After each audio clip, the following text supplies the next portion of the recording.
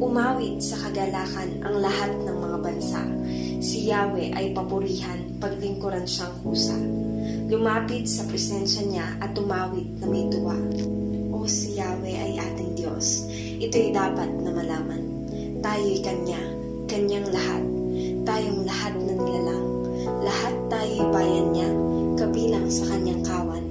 Pumasok sa Kanyang templo na ang puso'y nagdiriwang. Umawit, nagpupuri sa loob ng dakong banal. Purihin ang ngalan niya at siya'y pasalamatan. Napakabuti ni Yahweh, pag-ibig niya'y walang hanggan. Pag-ibig niya ay tunay, laging tapat kailanman.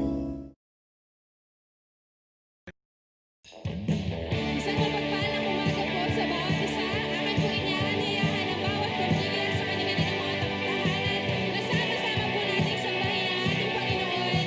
Amen.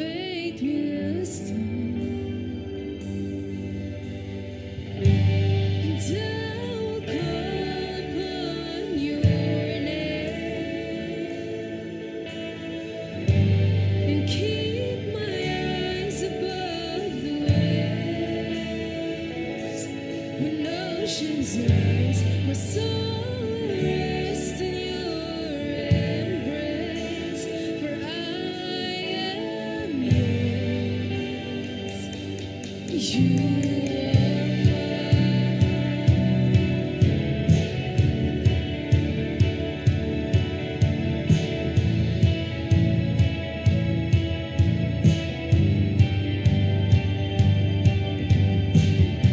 Your grace abounds in deepest waters.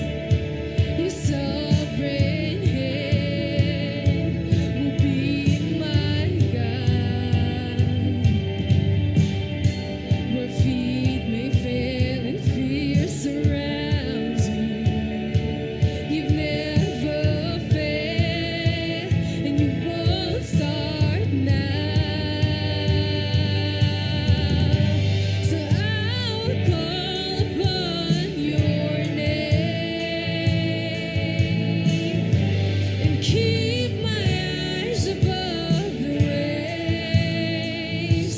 When oceans rise, my soul will rest in your embrace, for I am yours. You are mine.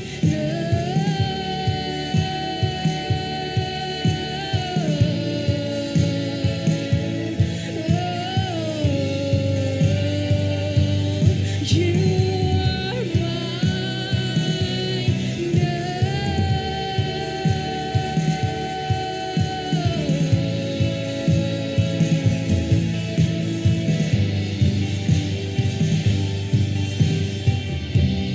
Spirit, lead me where my trust is without borders. Let me walk upon the waters wherever you would call me. Take me deeper than my feet could ever wander, and my faith will be made stronger in the presence of my Savior.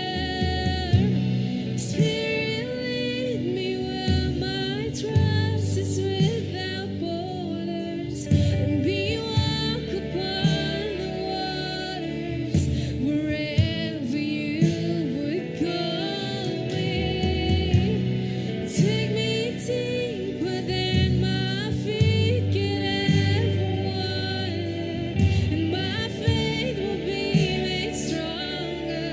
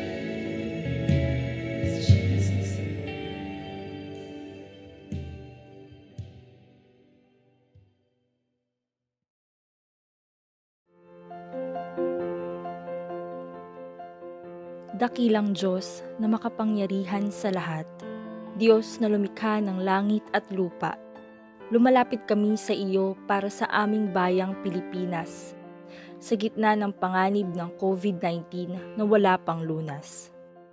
Pinupuri ka namin dahil hindi ka natutulog. Binabantayan mo ang sambayanang Pilipino sa panahong ito ng matinding peligro. Ang aming tulong ay sa iyo lang nagmumula. Tumatangis kami sa iyo at humihingi ng awa. Iligtas mo po kami sa panganib na ito. Ikaw lamang ang aming kanlungan. Sa iyo ang tiyak na kaligtasan. Iligtas mo kami sa nakamamatay na COVID-19. Ipagsanggalang ang aming bayan mula sa bitag ng karamdaman. Bigyan mo ng karunungan at pagkaunawa ang aming Pangulo at ang lahat ng sa amin naglilingkod at namamahala. Gabayan mo sila sa pagbuo ng mga patnubay, strategiya at pagkilos. Sa pagpupuniging ang COVID-19 ay mapuksang lubos. Pangunahan mo ang mga pulis at mga sundalo nang ang kapayapaan at kaayusan sa lipunan ay manalo. Bigyan mo ng kalakasan at kakayahan ang mga manggagamot at mga naglilingkod sa pagkalinga sa mga may sakit at natatakot, at sa pagpapanatili sa karamihan na malakas at ligtas sa salot. Gabayan mo at pangunahan ang mga siyentipiko upang mabilis nilang mahanap ang lunas sa peligrong ito. Sa panahong ito ng peligro, tulungan mo kaming maging mahinahon at huwag matakot, sapagkat ang takot ay hindi mula sa iyo.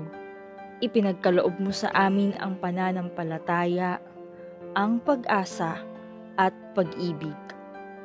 Binigyan mo kami ng wastong pag-iisip at kakayahang kumilos ng maayos. Ayon sa iyong banal na salita, binibigyan mo ng lubos na kapayapaan ang mga taong sa iyo'y tumatalima at nagtitiwala.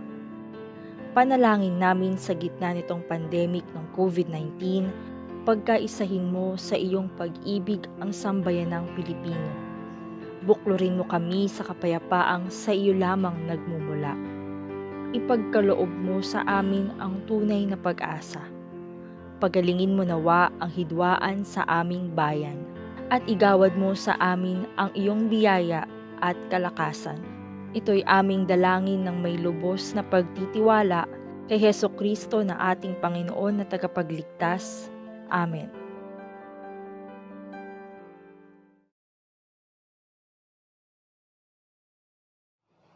Sa magpagpalang araw po sa ating lahat, nais ko pong buksan natin ating dalang mga Biblia sa aklat ng Marcos 4:35 hanggang 41. Marcos 4:35 hanggang 41. Ito po ang sinasabi ng salita ng ating Panginoon. Kinagabi ay sinabi ni Jesus sa mga alagad niya, "Tumawid tayo sa ibayo." Kaya't iniwan nila ang mga tao at sumakay sa bangkang kinalululanan ni Jesus upang itawid siya. May kasabay pa silang ibang mga bangka.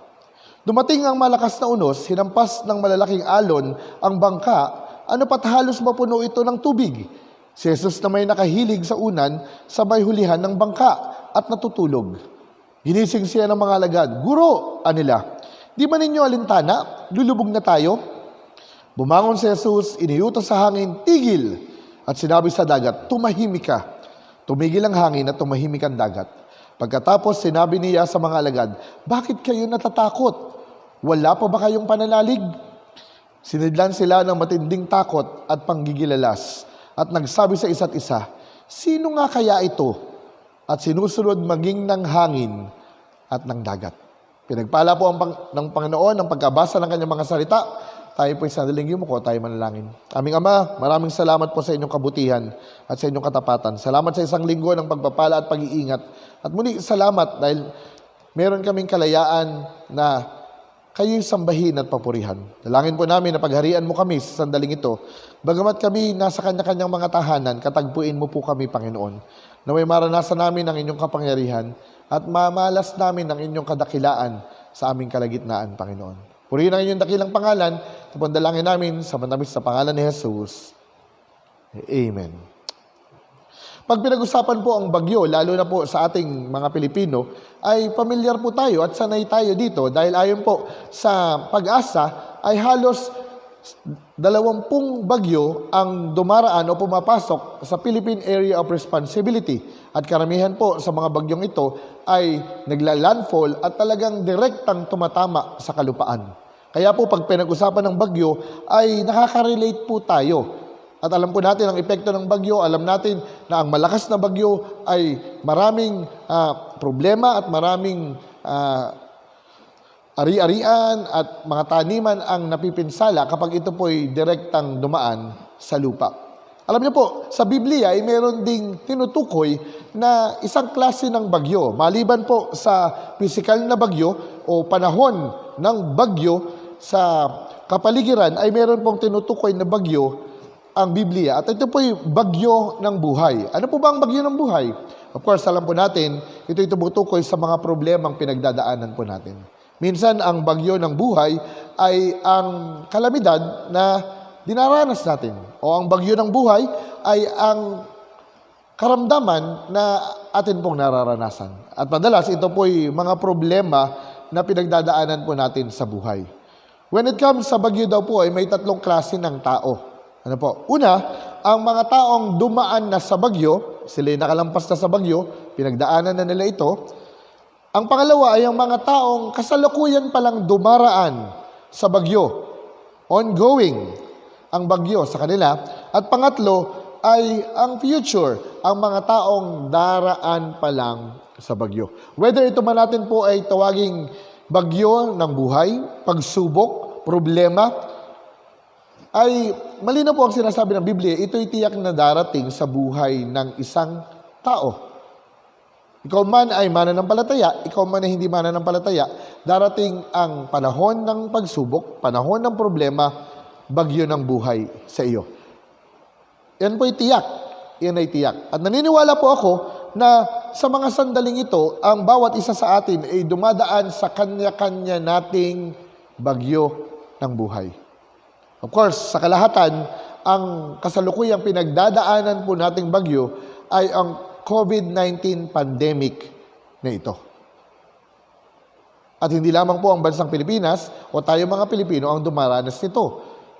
Ang katotohanan, ang buong mundo ay dumaranas ng pandemyang ito, ng bagyo ng buhay na ito. Ngunit ang magandang tanong, sa panahon ng bagyo ng buhay na ito, sa panahon ng pandemyang ito po ang magandang tanong, ano ba ang nais ng ating Panginoong Hesus na ituro sa atin sa panahon ng pandemyang itong COVID-19? Ulitin ko po, ang tanong ay, ano ba ang nais ng Panginoong Hesus na ituro sa atin sa panahon ng pandemya ng COVID-19 na ito?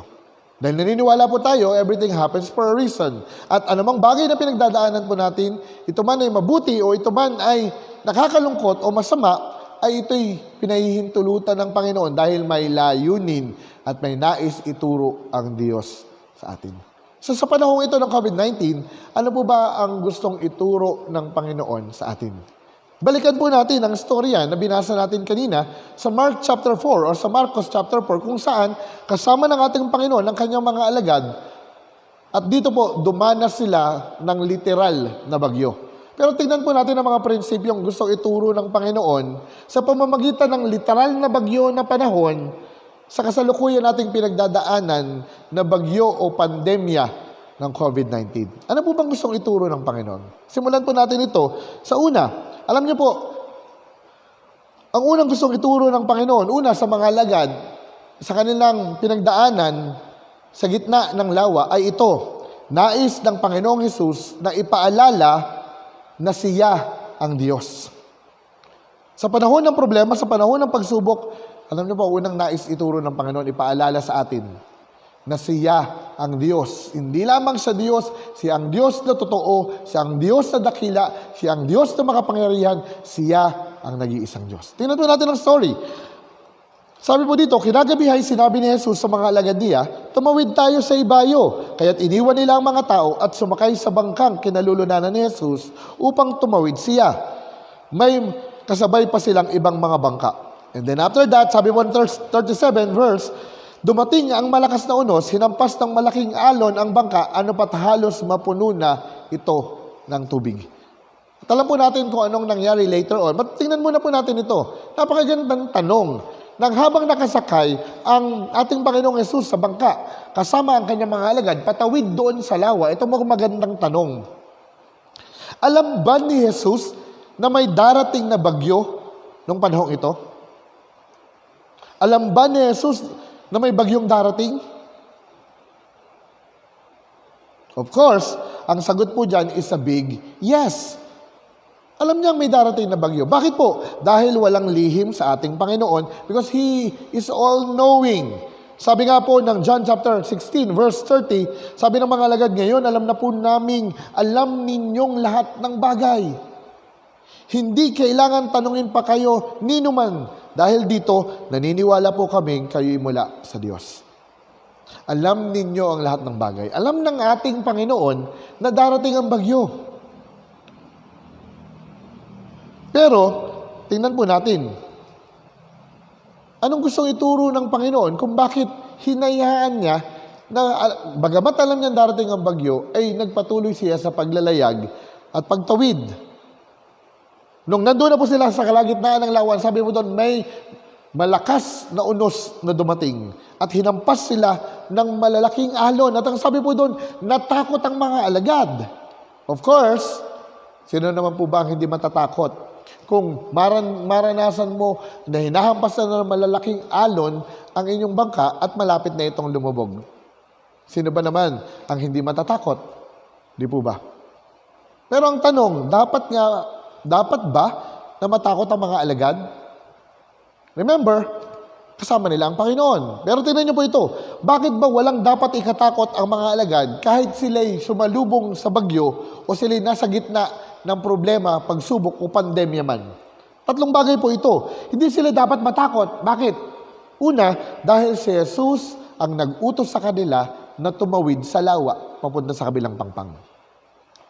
Hindi ang mga kapwa nila alagad ang nagsabing tumawid tayo, hindi ang ibang mga tao, kundi ang nag-utos sa kanila ay ang Panginoong Jesus mismo. Pangalawa, hindi lamang ang Panginoong Jesus ang nag-utos sa kanila, hindi sila dapat matakot dahil si Jesus mismo, hindi lamang nag-utos sa kanila, ay kasama nila na nakasakay sa bangka.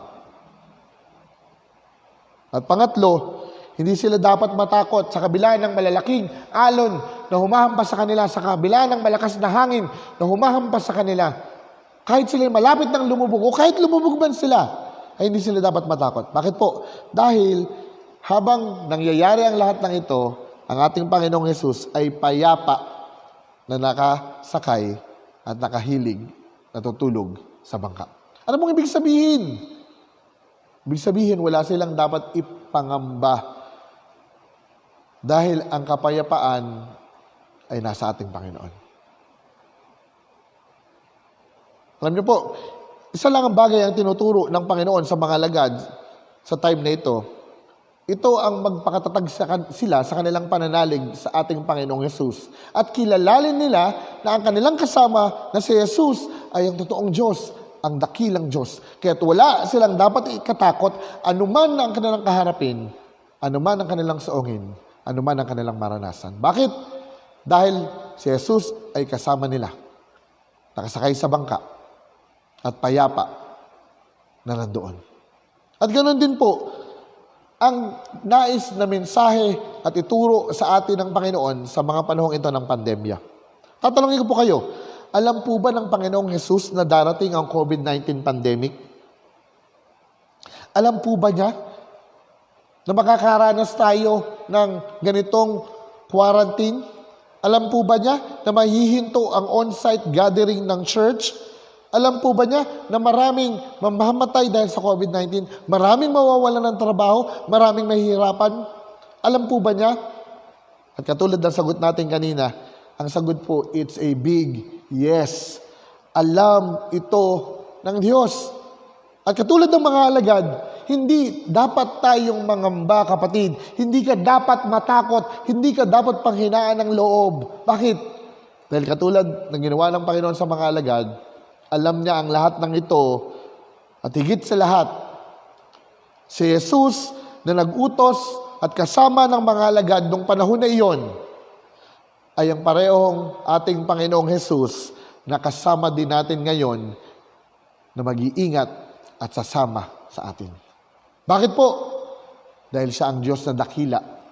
Sa ang Diyos na manlilikha, siya ang Diyos na makapangyarihan. Alam niyo po, bakit niya pinahintulutan ang pandemyang ito? Kasi nais ipaalala ng ating Panginoong Yesus na siya ang Diyos. At dahil siya ang Diyos, siya ang may kontrol ng lahat ng bagay, siya'y makapangyarihan, kaya hindi dapat tayo mangamba at matakot. Pangalawa, ano po ba ang nais ituro ng Panginoon sa atin na makikita natin na itinuro ng Panginoon sa mga alagad sa tagpong ito sa Mark chapter 4? Una, nais ng Diyos na ipaalala na siya, o ni Jesus na ipaalala na siya ang Diyos na dakila. Pangalawa, nais ng Panginoong Jesus na sa Kanya lamang tayo tumingin. Na sa Kanya lamang natin ituon ang ating paningin. Sabi po ng verse 37 to 38, dumating ang malakas na unos, sinampas ng malalaking alon ng bangka, ano pat halos mapuno ito ng tubig. Si Jesus na may nakahilig sa unan, sa may hulihan ng bangka at natutulog. Ginising siya ng mga alagad, Guro, nila, di ba ninyo alintana, lulubog na tayo? Alam niyo po, natutuwa ako every time na may imagine ko ang tagpong ito, na kung saan hinahampas na ng malalaking alon ang bangka, tinatangay ng hangin at tataob na ang bangkang ito. Ano kaya ang ginagawa ng mga alagad? Tandaan po natin, karamihan sa mga alagad ng ating Panginoon, ang kanilang trabaho ay mga mangingisda. Ang ibig sabihin, sanay sila sa bangka. At madalas silang pumupunta sa lawa at alam nila ang gagawin sa panahon ng unos. Lalong-lalo na sa mga ganitong sitwasyon. Pero nai-imagine ko din po, nung panahon na ito, na ginagawa na nila ang lahat at nagawa na nila ang lahat, pero hindi nila ma-stable yung bangka at patuloy pa rin itong hinahampas ng malakas na alon at talagang lulubog na sila. Na-imagine ko po yung kanilang itsura. Nung unang maranasan siguro nila, yung malalakas na alon na ito at yung malakas na hangin na ito, alam ko po, pinilit nila na malampasan ito sa sarili nilang kakayanan. Nainisip nila, ay, pangkaraniwan na lang ito. Madalas na namin itong nakakatagpo, madalas na namin itong nararanasan, kaya na namin itong lampasan. Hindi na namin kailangan gisingin pa si Jesus. Kaya na namin ito. Itong naging problema po ng mga alagad na ito. At madalas, ganito din po ang ating nagiging problema. Dahil madalas, kapag dumarating ang pagsubok, ang unang tinitingnan natin ay ang ating kakayahan at tayo nagtitiwala na kaya natin itong lampasan, solusyonan kahit hindi kasama ang Panginoon. Alam niyo po, itong nakakatuwa na katotohanan, madalas lang nating naaalala ang ating Diyos sa panahon ng mabibigat na problema at bagyo, sa mga panahong wala na tayong magawa at nagabigay na natin ang lahat. At nasa dulo na tayo ng ating mga lubid. Doon lang natin naaalala ang ating Panginoon. Na parang yung mga alagad na ito, nung panahon na ito, na nagawa na nila ang lahat ng paraan, nagawa na nila na piliting maging stable ang bangka at hindi ito lumubog, at nang nakita nila na wala na silang magagawa, doon lang nila pinuntahan si Jesus upang gisingin ito. At ito po ang nakakatuwa. Ginising nila si Jesus, katulad nung nabasa po natin sa verse, hindi po para humingi ng tulong. Ginising nila si Jesus not to ask for help, but to inform Jesus of what is going on. Hindi nila ginising si Jesus para sabihin, tulungan niyo po, tayo't lulubog na tayo. No, ginising nila ang Panginoon, ginising nila ang Panginoon. Bakit po? Para ipaalam. Ano ka ba, wala ka bang pakialam? Lulubog na tayo, malulunod ka na, malulunod na tayo, wala ka bang pakialam? Bakit po naging ganito ang reaksyon ng mga alagad na ito? Dahil nawala ang focus nila kay Jesus at na-focus ang kanilang mga paningin sa bagyo, sa unos na kinakaharap nila. Alam niyo po, sa panahon ng pagsubok, sa panahon ng problema, lalo sa mga panahon ito, napakadaling mawala ang ating paningin, ang ating focus sa ating Diyos, sa ating Panginoong Yesus. But don't focus on your problems. Focus on God. Why? Because He is the solution to every problem. Tuon lang po natin ang ating paningin sa ating Panginoon. Dahil siya ang solusyon sa lahat at anumang problema sa ating buhay. Don't look at your problems.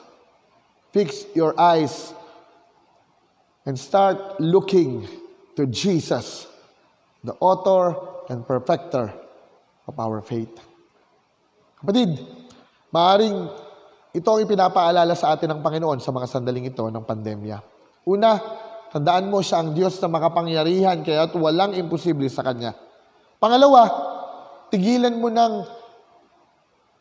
gawin ang mga bagay sa iyong sariling kakayanan at simulan mong tumingin sa ating Panginoon.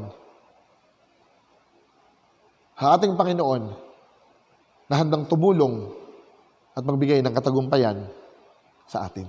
Pangatlo, ito po ang naisituro ng Panginoon sa atin sa mga panahong ito ng pandemya. Hindi lang nais ng Diyos o ng ating Panginoong Yesus na ipaalala na siya ang Diyos ng makapangyarihan. Hindi lang nais ng ating Panginoong Yesus na sa Kanya tayo tumingin. Higit sa lahat ay nais ng Panginoong Yesus na sa Kanya lamang tayo umasa. Sa panahong ito ng pandemya, sa panahong ito na nauubos na ang ating mga resources, sa panahong ito na yung dating trabaho na ating tinitingnan at ipinagmamalaki ay wala na, sa mga panahong ito ang panahon na kailangan lumapit tayo at umasa tayo sa ating Panginoong Yesus. Sa ating Panginoong Yesus na makapangyarihan na lumikha ng lahat ng bagay. At ipinakita ng Panginoong Yesus ang kapangyarihan ito nang siya'y bumangon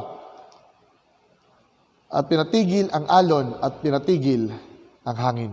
Ito pong sabi, verse, bumangon si Jesus at iniutos sa hangin, tigil, at sinabi sa dagat, tumahimik ka. At ito pong nangyari, tumigil ang hangin at tumahimik ang dagat. Pagkatapos sinabi niya sa mga alagad, bakit kayo natatakot? Wala pa ba kayong pananalig? Wala pa ba kayong pananalig? Tandaan niyo po ito. Matagal nang kasama ng Panginoon ang mga alagad. Pero hindi pala nangangahulugan na kahit nakasama mo ang Panginoon ay lagi kang nagtitiwala sa Panginoon. Hindi pala ibig sabihin na sa panahon natin ngayon na ikaw ay palaging nasa church ay umaasa ka palagi sa Panginoon. Ang tagpong ito ay magpapatunay lamang po na kahit ang mga alagad na lagi na nilang kasama ang Panginoon, lagi nilang nakikita ang kapangyarihan at paghihimala ng Panginoon, ay dumadating din sa pagkakataon na ang tiwala ng mga alagad ay wala sa Panginoong Yesus. Na may mga pagkakataon na hindi umaasa ang mga alagad sa kapangyarihan at sa tulong ng ating Panginoong Yesus. Kaya sa tagpong ito, muling pinaalala ng Panginoong Yesus sa kanyang mga alagad na dapat sa Kanya lamang tayo umasa. Dahil siyang dakilang Diyos na may hawak ng lahat ng bagay, na may kontrol ng lahat ng bagay, na nagmamahal sa atin. Kaya sabi nga po ng 2 Corinthians chapter 1 verse 8 and 9, mga kapatid, binabalita namin sa inyo ang mga kapighatiang dinanas namin sa Asia. Napakabigat ng aming dinanas, ano pat mawalan na kami ng pag-asang mabubuhay pa. Akala namin dumating na ang aming oras, ngunit nangyari iyon upang huwag kaming manalig sa aming sarili, kundi sa Diyos. Kapatid, bakit pinahintulutan ng Diyos ang pandemyang ito?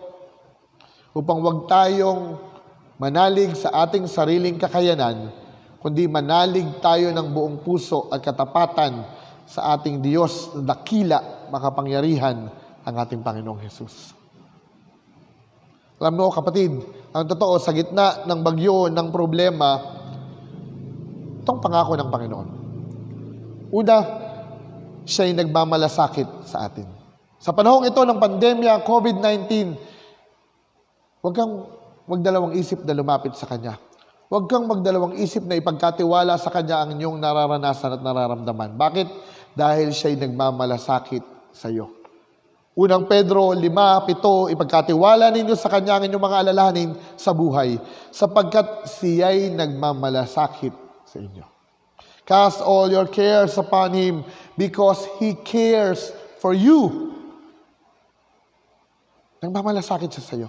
Kahit lumapit ka, ipagkatiwala mo ang kabigatan na dala-dala mo.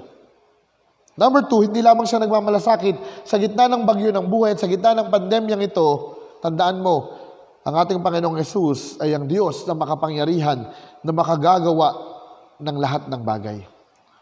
Tandaan mo, walang imposible sa ating Panginoon. Kaya niyang gawing ang mga problemang pagpapala dahil siya ang Diyos na makapangyarihan. Kaya't magtiwala ka sa Kanya. Pangatlo, tandaan mo, ang Diyos na nagmamalasakit sa iyo, ang Diyos na makapangyarihan na makagagawa ng lahat ng bagay, ay ang Diyos na kasama mo at nangako na hindi ka iiwanan at hindi ka pababayaan. Kapatid, ito ang sabi ng salita ng ating Panginoon, ang tagapagtanggol ng bayang Israel, ang ating Diyos, ang ating Panginoong Hesus, siya'y hindi natutulog, palaging gising. Ang Diyos na si Yahweh ay siyang nagbabantay sa atin. Siya'y laging nasa ating piling upang tayo'y ipagsanggalang. Tandaan mo ito kapatid. Sa bagyo ng problema, lumapit ka sa Panginoon. Sa panahon nito ng pandemya, huwag kang magdalawang isip na tumawag sa Panginoon dahil siya nagmamalasakit sa iyo. Dahil siya'y makapangyarihan at walang imposible sa Kanya. Dahil siya'y kasama mo. At nangako hindi ka niya iiwanan at di ka niya mababayaan. Kapatid, tandaan mo, makapangyarihan si Jesus sa anumang pangangailangan na mayroon tayo. Tandaan mo kapatid, makapangyarihan si Jesus sa anumang karamdamang nararanasan mo ngayon. Tandaan mo ito kapatid, makapangyarihan si Jesus maging sa anumang kamatayan o sa kamatayan sa buhay na ito. Kaya huwag kang magdalawang isip na lumapit sa Kanya. Minsan na may isang tao na nagtanong ng ganitong tanong, gaano ba kabigat ang mga bagay na dinadala natin sa ating buhay? Gaano ba kabigat ang mga problema na ating pinagdadaanan at pasan-pasan sa buhay na ito? Gaano kabigat? Alam niyo po kung ano ang sagot sa katanungan ito? Ito po ang sagot. Ang kabigatan o ang timbang ng bigat na dinadala mo na pagsubok ay depende kung gaano mo na katagal itong pinapasang mag-isa. Habang matagal at patagal na pinipilit mong pasanin itong mag-isa at dalhin itong mag-isa, mas lalo itong bibigat hanggang hindi mo na makayanan. Kaya kapatid, ito ang imbitasyon ng Panginoon sa sandaling ito ng panahon ng pandemya. Una, ipinapaalala niyang siya ang Diyos. Pangalawa, nais niyang sa Kanya ka lang tumingin at higit sa lahat, nais niyang sa Kanya ka lang umasa. Bakit? Dahil siya ang Diyos na makapangyarihan na nagmamalasakit sa iyo at siya ang Diyos na kasama mo. Balikan po natin ang sinabi ng mga alagad at dito tayo magtatapos. Sabi ng verse 41 ng Mark chapter 4, ganito, sinidlan sila ng matinding takot at panggilalas. At sinabi sa isa't isa, sino nga kaya ito at sinusunod maging ng hangin at ng dagat. Napakagandang tanong, sino nga kaya itong Jesus na ito? Nakasama nila, nakasama din natin ngayon. At ito ang sagot, kapatid. Si Jesus na kasama nila noon ay ang Jesus din na kasama natin ngayon, ang ating tagapagligtas at ating tagapag-ingat sa anumang sitwasyon, sa anumang panahon. Ito ang kanyang pangako. Kaya ito ang kanyang imbitasyon, tumawag ka, magtiwala ka sa ating Panginoong Jesus. Lalo higit sa mga panahong ito ng pandemyang COVID-19, kapatid. Tumawag ka at magtiwala ka sa Panginoong Jesus. Tandaan mo ito, mahal na mahal na mahal Kanya. Tayo manalangin. Amang Ama, aming Diyos, sa makapangyarihan, marami pong salamat.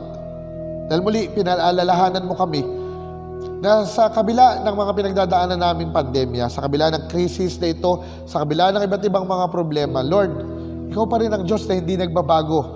Ang Diyos doon, ngayon at magpakailanman. Diyos na tapat, Diyos na dakila, Diyos na makapangyarihan, at higit sa lahat, ang Diyos na nagmamahal sa amin. Kaya naman ang pinagdadaanan mo namin, sa inyo lamang kami dapat tumingin, sa inyo lamang kami dapat umasa. Dahil alam po namin, hindi mo kami iiwanan at hindi mo kami pababayaan. Ama, sa umagang ito, narito po ang inyong mga anak, nakaharap, Panginoon, dumudulog sa inyong banal na trono.